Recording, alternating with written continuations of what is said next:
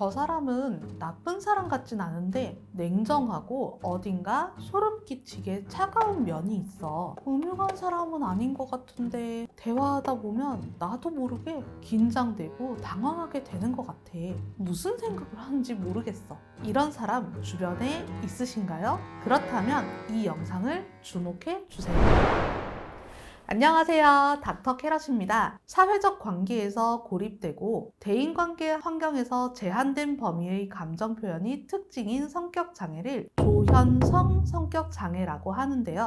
조현병의 조현과 같은 특성을 공유하고 있는 성격 장애를 말합니다.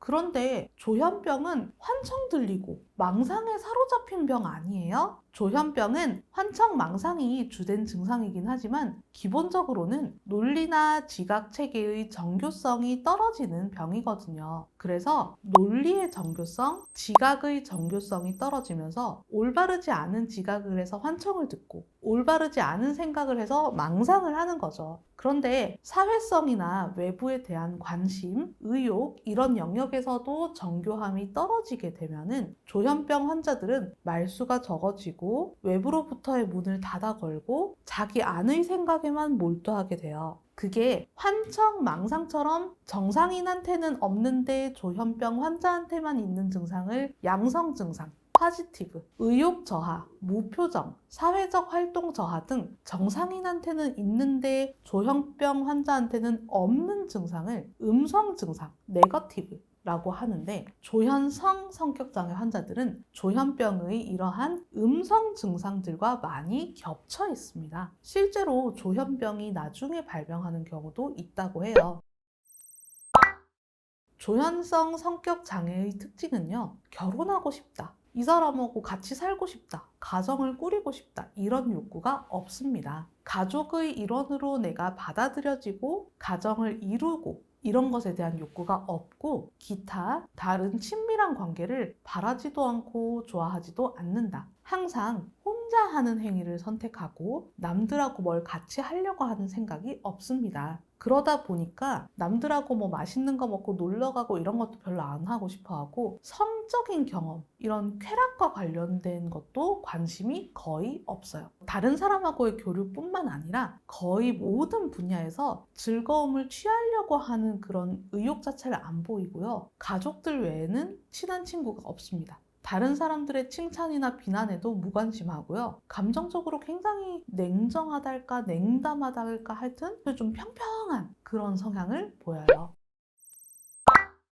얘기를 들어보면은 제가 조현성 성격장애는 잘 모르겠지만 이런 증상들 자폐증에서 있는 증상 아니에요? 자폐 스펙트럼 장애가 아닌가? 이렇게 생각하실 수가 있는데요. 실제로 자폐증하고 구분하기가 많이 어렵기는 해요. 타인한테 무관심한 모습이 자폐 스펙트럼 장애에서도 나타날 수가 있거든요. 그런데 우영우 드라마 보셨나요? 자폐 스펙트럼 장애가 있는 분들의 경우는 언어 사용에 있어서 그 특유의 독특한 말투나 톤이 동반된 경우가 많고요. 상동 행동, 반복적인 동작이나 집착 같은 게 좀 있을 수가 있어요. 그리고 어릴 때부터 눈 맞춤이 잘 안 된다거나 주 양육자하고 상호작용이 잘 안 됐을 수 있습니다. 또 너무 심한 우울증이나 조울증 때문에 방 안에 틀어박혀 있는 경우에도 감정이 무미건조해지고 교류가 없어지고 스스로를 고립시킬 수가 있어요. 이러한 증상이나 성향이 어느 시기부터 있었는지 또 증상이 있었던 시기에 우울증의 다른 증상도 같이 있었는지를 구분을 해야 합니다.